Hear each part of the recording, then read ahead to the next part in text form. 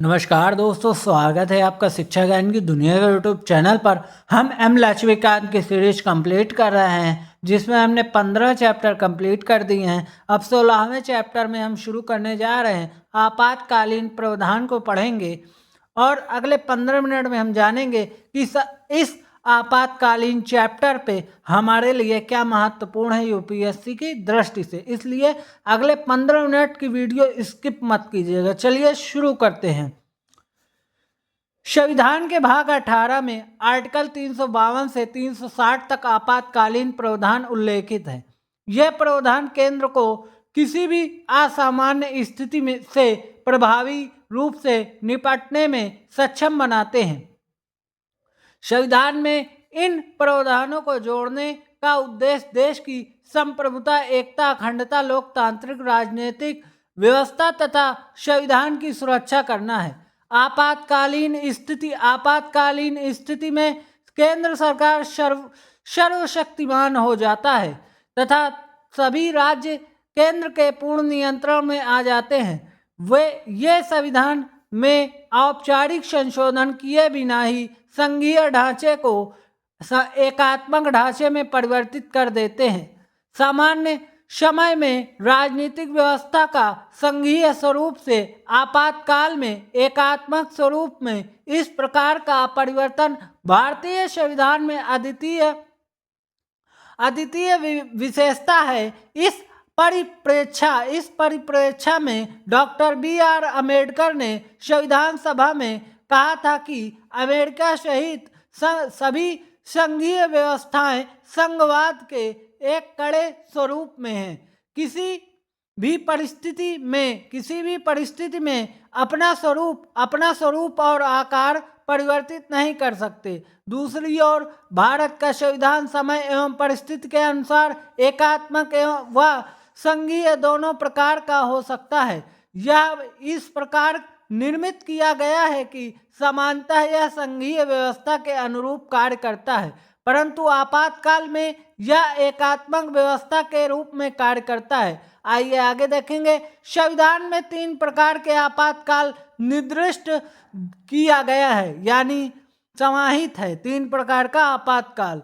चलिए पहला देखेंगे। युद्ध, बाह्य आक्रमण और सशस्त्र विद्रोह के कारण आपातकाल। आर्टिकल 352 को राष्ट्रीय आपातकाल के नाम से जाना जाता है, किंतु संविधान ने इस प्रकार के आपातकाल के लिए आपातकाल की घोषणा वाक्य का प्रयोग किया है।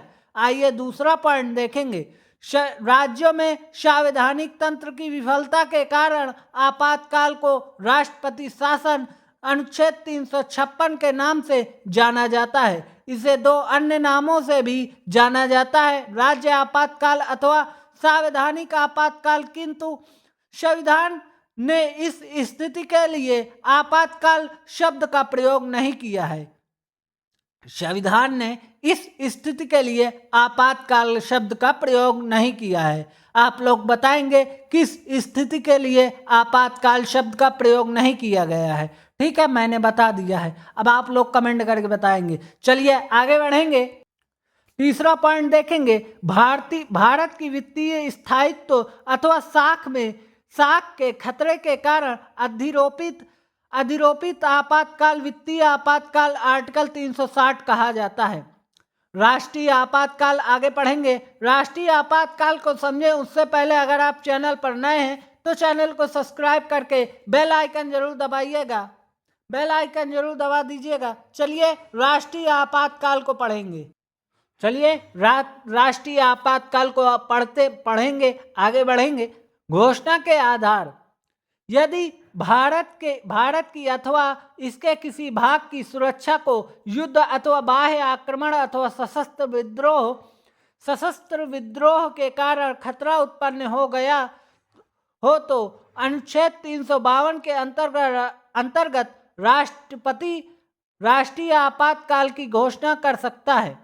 राष्ट्रपति राष्ट्रीय आपातकाल की घोषणा वास्तविक युद्ध अथवा बाह्य आक्रमण अथवा सशस्त्र विद्रोह से पहले भी कर सकता है,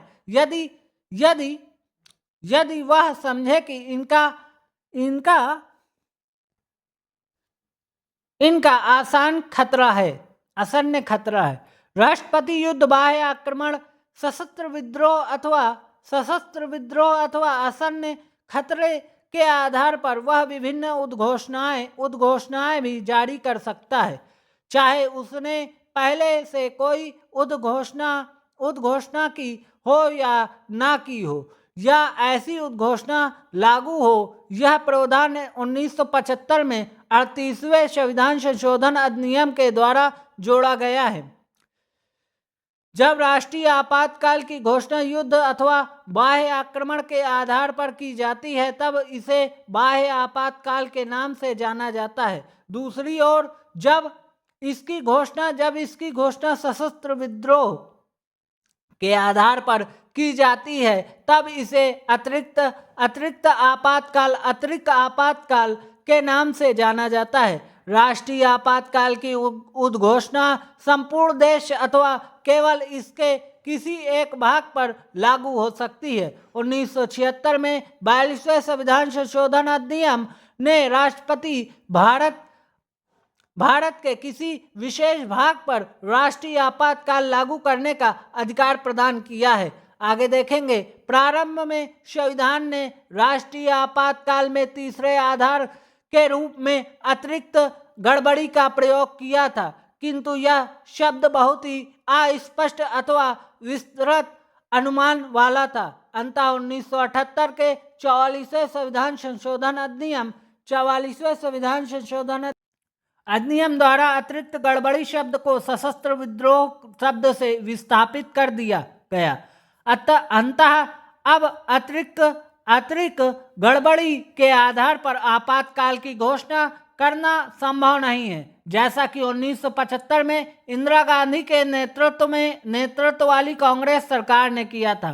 किंतु राष्ट्रपति राष्ट्रीय आपातकाल की उद्घोषणा केवल मंत्रिमंडल की लिखित सिफारिश प्राप्त होने पर ही कर सकता है। इसका तात्पर्य यह है कि आपातकाल की घोषणा केवल मंत्रिमंडल की सहमति से ही हो सकती है, न कि मात्र प्रधानमंत्री की सलाह से। 1975 में प्रधानमंत्री इंदिरा गांधी ने बिना मंत्रिमंडल की सलाह के राष्ट्रपति को आपातकाल की घोषणा करने की सलाह दी और आपातकाल लागू करने के बाद मंत्रिमंडल को इस उद्घोषणा के बारे में बताया। 1978 के 44वें संविधान संशोधन अधिनियम में प्रधानमंत्री के इस संदर्भ में अकेले बात करने और निर्णय लेने की संभावना को समाप्त करने के लिए इस सुरक्षा का परिचय दिया। 1975 में 38वें संविधान संशोधन अधिनियम ने राष्ट्रीय आपातकाल की घोषणा न्यायिक समीक्षा की परिधि से बाहर रखा था, किंतु इस प्रावधान को 1978 में 40वें संविधान संशोधन अधिनियम द्वारा समाप्त कर दिया गया। इसके अतिरिक्त मिनर्वा मिल्स मामले 1980 में उच्चतम न्यायालय ने कहा था कि राष्ट्रीय आपातकाल की घोषणा को अथवा इस आधार पर की घोषणा को कि वह पूरी तरह बाह्य प्रभाव एवं असंबद्ध तथ्यों पर या विवेक शून्य हठ धर्मिता के आधार पर की गई हो तो अदालत में चुनौती दी जा सकती है। हमने इस मामले को 15वें चैप्टर में बहुत ही बढ़िया तरीके से कवर किया है। और एक खास बात, यह वीडियो सिर्फ रिवीजन पर्पज से बनाई जा रही है, इसलिए यह वीडियो वही लोग देखें जिनके पास किताब है और एक बार वो किताब पढ़ के मतलब इस चैप्टर को पढ़ के आए हैं। चलिए आगे बढ़ेंगे। उससे पहले एक और बात करना चाहूँगा, अगर आप लोग चैनल पर नए हैं तो चैनल को सब्सक्राइब करके बेल आइकन जरूर दबा दीजिएगा। अगर आप लोगों ने पुरानी वीडियो नहीं देखी है, डिस्क्रिप्शन बॉक्स में लिंक है सभी चैप्टर की 1 से 15 तक की, आप लोग डिस्क्रिप्शन बॉक्स जरूर चेकआउट कीजिएगा। चलिए शुरू करते हैं। संसदीय अनुमोदन तथा समय अवधि।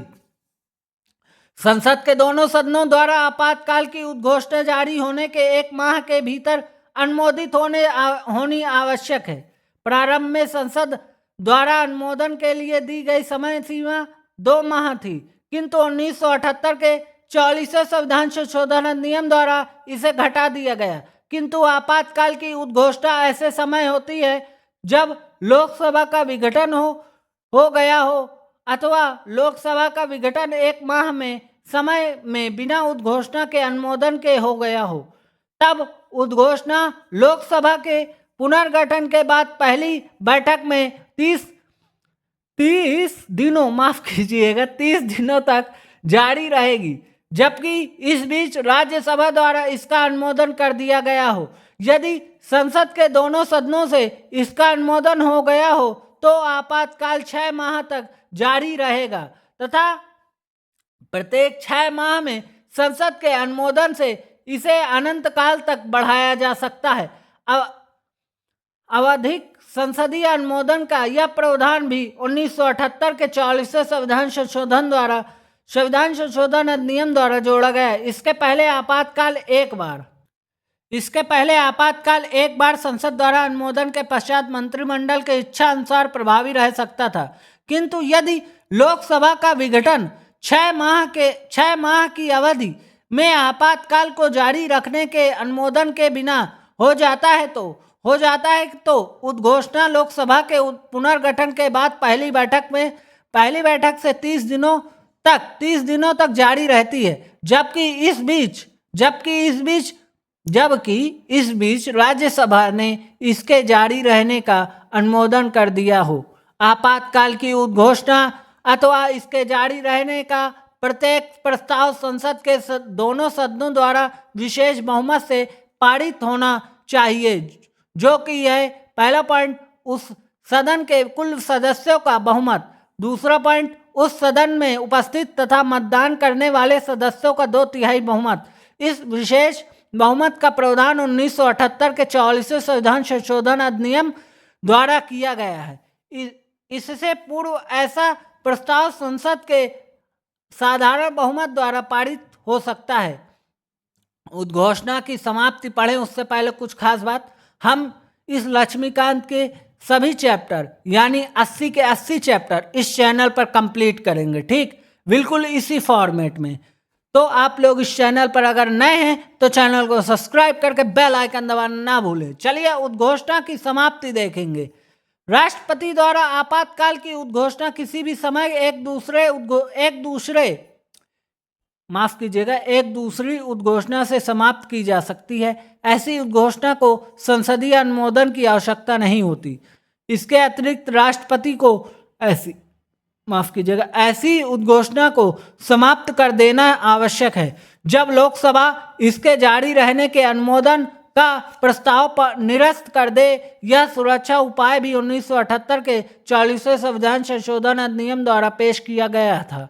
संशोधन से पहले राष्ट्रपति किसी उद्घोषणा को अपने विवेक से समाप्त कर सकता था तथा लोकसभा का इस संदर्भ में कोई नियंत्रण नहीं था। 1978 के 44वें संविधान संशोधन अधिनियम ने यह व्यवस्था भी की है कि यदि लोकसभा की कुल सदस्य संख्या के 1/10 सदस्य स्पीकर, अध्यक्ष को अथवा राष्ट्रपति को यदि सदन नहीं चल रहा हो लिखित रूप में नोटिस दे तो 14 दिन के अंदर उद्घोषणा के जारी रहने के प्रस्ताव को अस्वीकार करने के लिए सदन की विशेष बैठक विचार विमर्श के उद्देश्य से बुलाई जा सकती है। उद्घोषणा को अस्वीकार करने का प्रस्ताव उद्घोषणा के जारी रहने के अनुमोदन के प्रस्ताव से निम्न 2 तरह से भिन्न होता है। पहला पॉइंट देखेंगे किन 2 तरह से भिन्न होता है।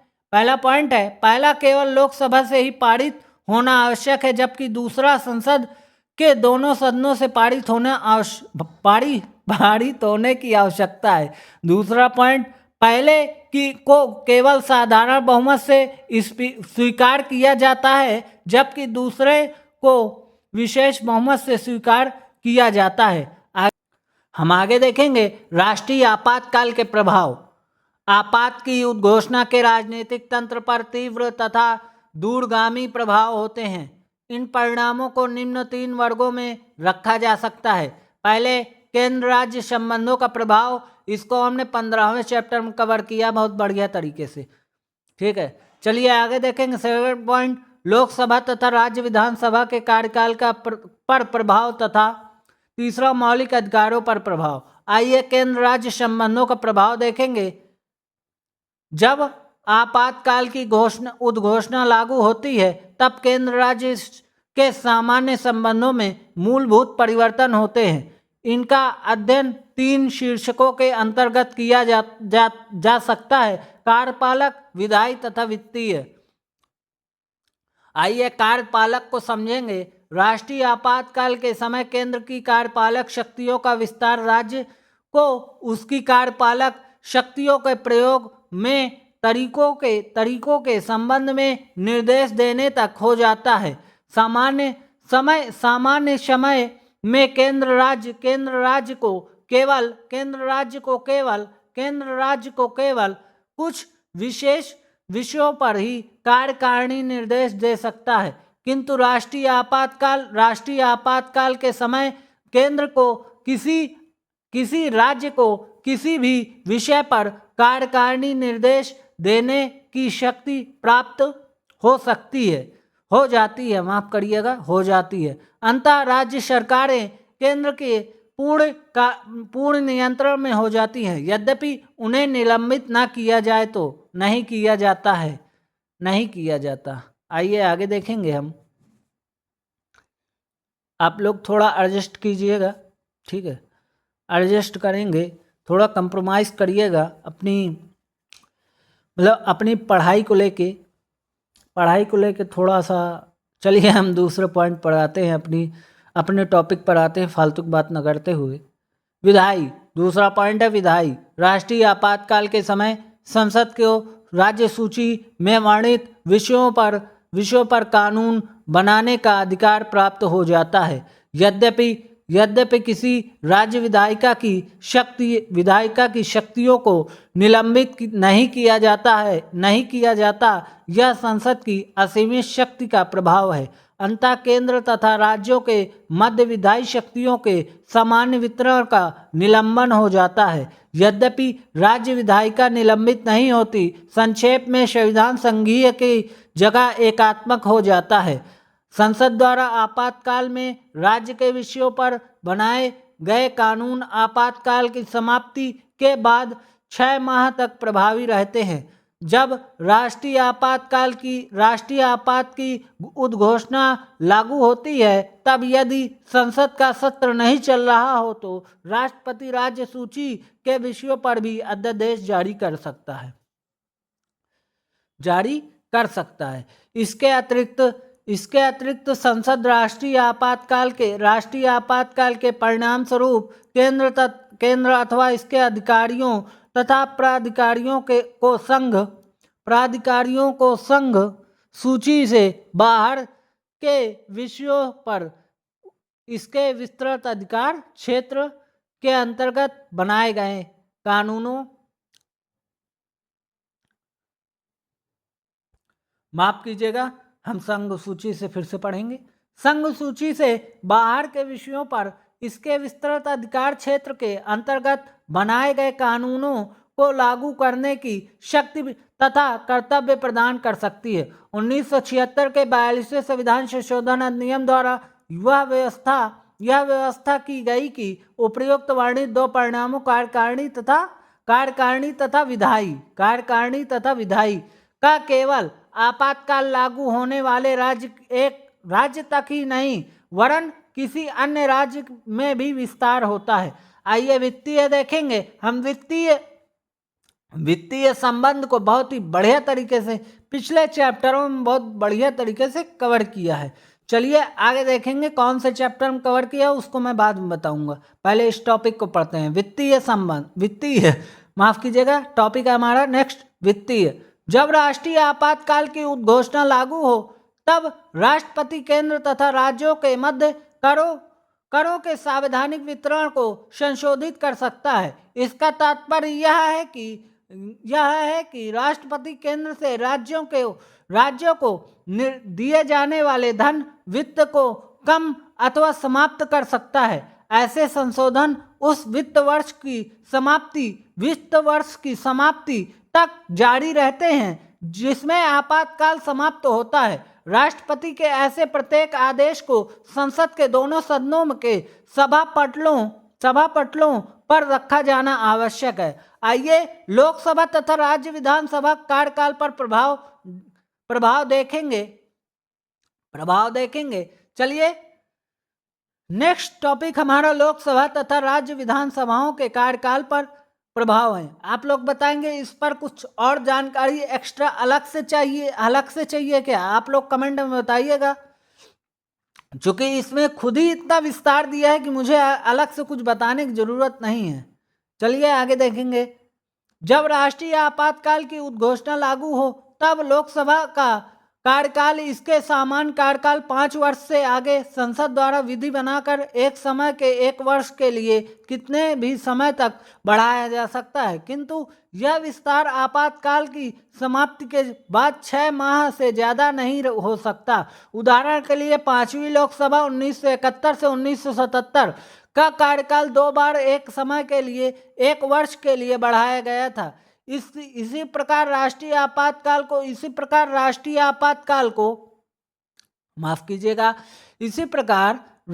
आपात के समय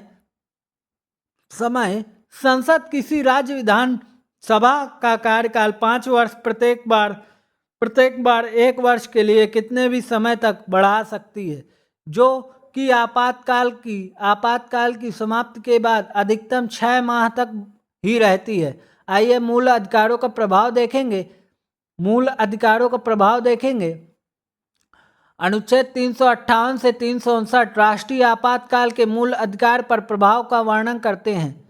आर्टिकल 358 आर्टिकल 19 द्वारा दिए गए मूल अधिकारों के निलंबन से संबंधित हैं, जबकि आर्टिकल 359 तथा मूल अधिकारों के निलंबन आर्टिकल 20 तथा 21 द्वारा प्रदत्त अधिकारों को छोड़कर से संबंधित हैं।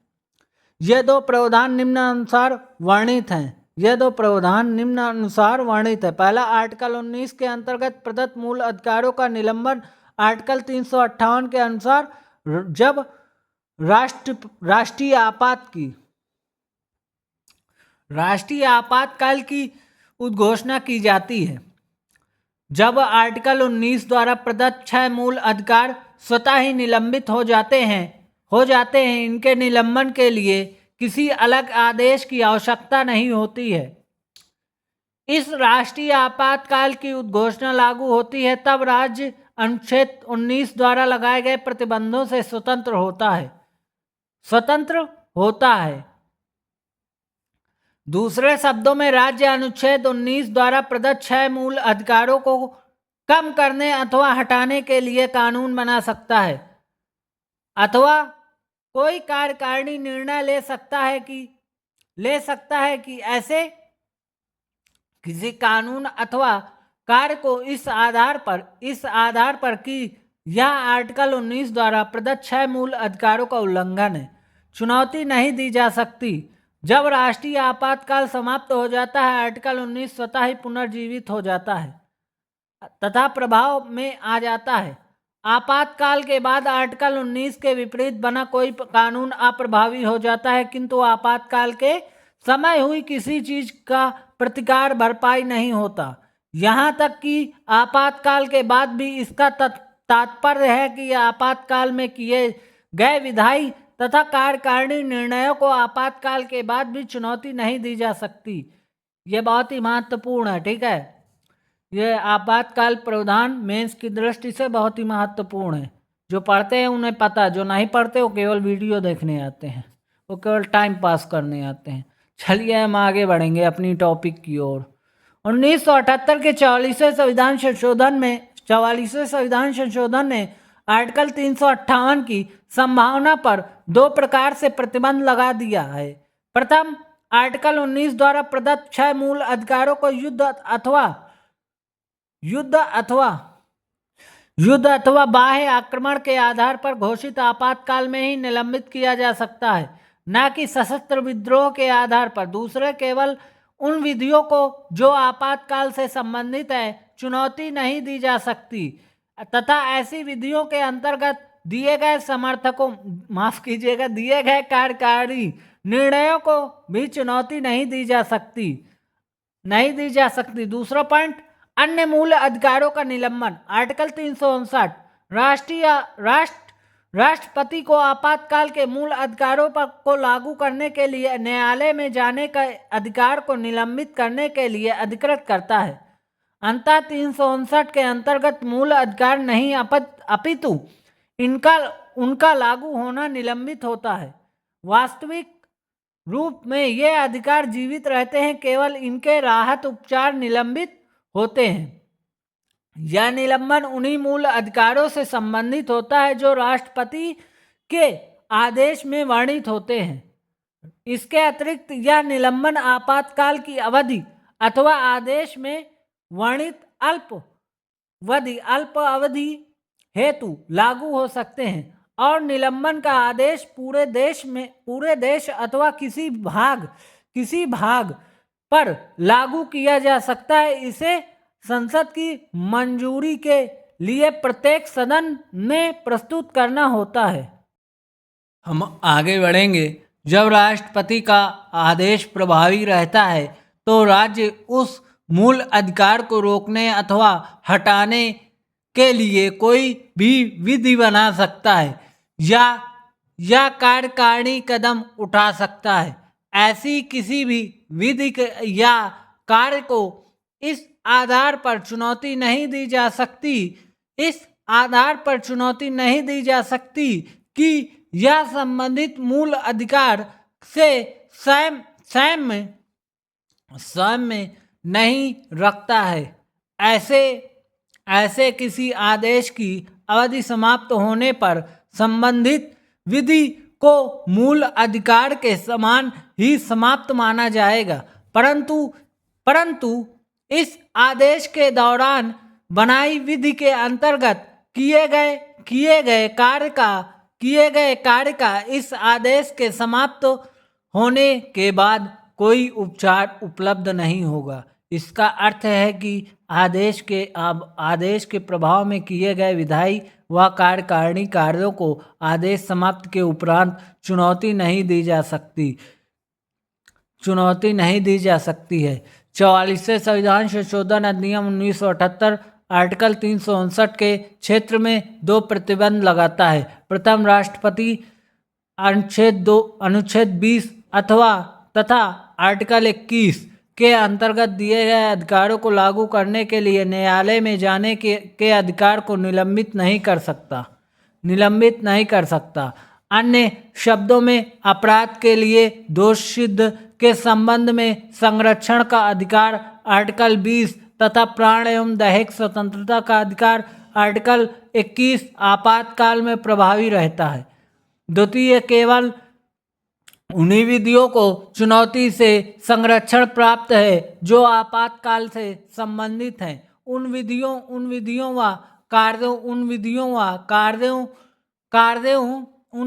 या कार्यों को नहीं जो इनके तहत लिए अथवा बनाए गए हैं। आइए आगे देखेंगे आर्टिकल 358 और 359 में क्या अंतर है, इनको समझेंगे।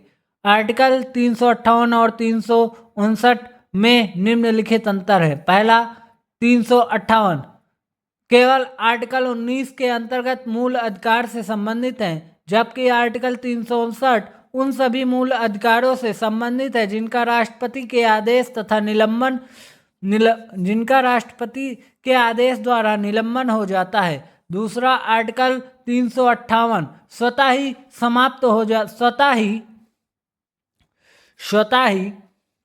स्वतः ही आपातकाल की घोषणा होने पर आर्टिकल 19 के अंतर्गत के मूल अधिकारों का निलंबन कर देता है। दूसरी ओर आर्टिकल 359 मूल अधिकारों का निलंबन स्वतः नहीं करता। यह राष्ट्रपति को यह शक्ति देता है कि यह राष्ट्रपति को यह शक्ति देता है कि वह मूल अधिकारों को निलंबन को लागू करे। थर्ड पॉइंट देखेंगे आर्टिकल 358 केवल बाह्य आपातकाल, केवल बाह्य आपातकाल जब युद्ध या बाह्य आक्रमण के आधार पर आपातकाल घोषित किया जाता है में लागू होता है, ना कि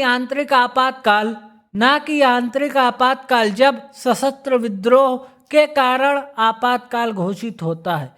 समय दूसरी ओर आर्टिकल 359 बाह्य तथा आंतरिक दोनों आपातकाल में लागू होता है। चौथा पॉइंट, आर्टिकल 358 आर्टिकल 19 के अंतर्गत के मूल अधिकारों को आपातकाल की संपूर्ण अवधि के लिए निलंबित कर देता है, जबकि आर्टिकल 359 मूल अधिकारों के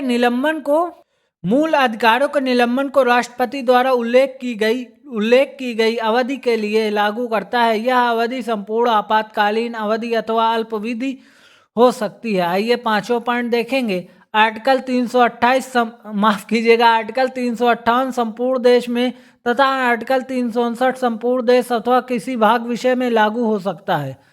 छठा पॉइंट, आर्टिकल 358 आर्टिकल 19 को पूर्ण रूप से निलंबित कर देता है, जबकि आर्टिकल 359 अनुच्छेद 20 व 21 के निलंबन को लागू नहीं करता। आइए सातवां पॉइंट देखेंगे। आर्टिकल 358 राज्य को अनुच्छेद 19 के अंतर्गत के मूल अधिकारों में साम्य नहीं रखने वाले नियम बनाने अथवा कार्यकारिणी कदम उठाने का अधिकार देता है, जबकि अनुच्छेद 359 केवल उन्हीं मूल अधिकारों के संबंध में ऐसे कार्य करने का अधिकार देता है जिन्हें राष्ट्रपति के आदेश द्वारा निलंबित किया गया हो। आर्टिकल 358 और आर्टिकल 359 के में एक समानता भी है। वे उन्हीं विधियों को चुनौती में से उन्मुक्ति देते हैं जो आपातकाल से संबंधित है, उनको नहीं जो आपातकाल संबंधित नहीं है। ऐसी विधियों के अंतर्गत किए गए कार्यों को भी दोनों अनुच्छेद संरक्षण देते हैं। आइए अब तक की गई ऐसी घोषणाएं, कौन सी घोषणाएं आगे देखेंगे। इस प्रकार के आपातकाल अभी तक 3 बार 1962, 71, 75 में घोषित किए गए। पहला राष्ट्रीय आपातकाल अक्टूबर 1962 में नेफा नॉर्थ ईस्ट फ्रंटियर एजेंसी अब अरुणाचल प्रदेश में चीनी आक्रमण के कारण लागू किया गया था और यह जनवरी 1968 तक जारी रहा। अंततः 1965 में पाकिस्तान के विरुद्ध हुए युद्ध में नया आपातकाल जारी करने की आवश्यकता नहीं हुई। दूसरा राष्ट्रीय आपातकाल दिसंबर 1971 में पाकिस्तान के आक्रमण के फलस्वरूप जारी किया गया। यद्यपि यह आपातकाल प्रभावी तथा, किंतु एक तीसरा राष्ट्रीय आपातकाल जून 1975 में लागू हुआ। दूसरी तथा तीसरी दोनों ही आपातकालीन घोषणाएं मार्च 1977 में समाप्त की गई। पहली दो आपातकाल घोषणाएं 1962 तथा 71 बाह्य आक्रमण के आधार पर, जबकि तीसरी आपातकाल घोषणा 1975 आंतरिक उपद्रव के आधार पर थी। कुछ लोग पुलिस सशस्त्र बलों को उनके कार्यों तथा नित्य कर्तव्यों के विरुद्ध उन्हें भड़का रहे थे।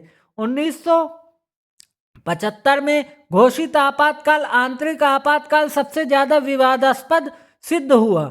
उस समय आपातकाल में अधिकारों के दुरुपयोग के विरुद्ध व्यापक विरोध हुआ था। आपातकाल के बाद 1977 में लोकसभा चुनाव में इंदिरा गांधी के नेतृत्व में कांग्रेस पार्टी पराजित हो गई और जनता दल सत्ता में आया। इस सरकार ने 1975 में घोषित आपातकाल के कारणों तथा परिस्थितियों का पता लगाने के लिए शाह आयोग का गठन किया। आयोग ने आपातकाल को तर्कसंगत नहीं बताया। अंततः 44वां संविधान संशोधन अधिनियम 1978 में लाया गया, जिसमें आपातकालीन अधिकारों के दुरुपयोग को रोकने के कई उपाय किए गए। आइए राष्ट्रपति शासन को देखेंगे। आरोपण का अधिकार, माफ कीजिएगा, आरोपण का आधार। चलिए आगे देखेंगे, माफ कीजिएगा, आरोपण का आधार यानी राष्ट्रपति शासन को देखेंगे। ठीक,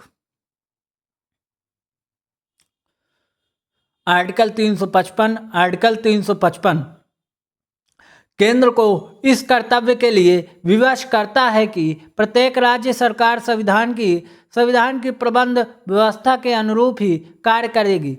इस कर्तव्य के अनुपालन के लिए केंद्र अथवा आर्टिकल 356 के अंतर्गत राज्य में संविधान तंत्र के विफल हो जाने पर राज्य सरकार को अपने माफ कीजिएगा, किताब थोड़ा टेढ़ी हो रही, उसके लिए माफ़ी चाहूँगा। चलिए आगे देखेंगे, राज्य सरकार को अपने नियंत्रण में ले सकता है। यह सामान्य रूप से राष्ट्रपति शासन के रूप में जाना जाता है। इस राज्य आपात या संवैधानिक आपातकाल भी कहा जाता है। इसे राज्य आपात या संवैधानिक आपातकाल कहा जाता है। राष्ट्रपति शासन आर्टिकल 356 के अंतर्गत दो आधारों पर घोषित किया जा सकता है। एक तो आर्टिकल 356 में उल्लेखित है तथा दूसरा आर्टिकल 365 में। हम मतलब आर्टिकल 356 और 365 को कल यानी दूसरे पार्ट में बड़े ही विस्तार तरीके से समझेंगे। तब तक हंसते रहिए, मुस्कुराते रहिए और चैनल पर नए हैं चैनल को सब्सक्राइब करके बेल आइकन दबाना ना भूलें।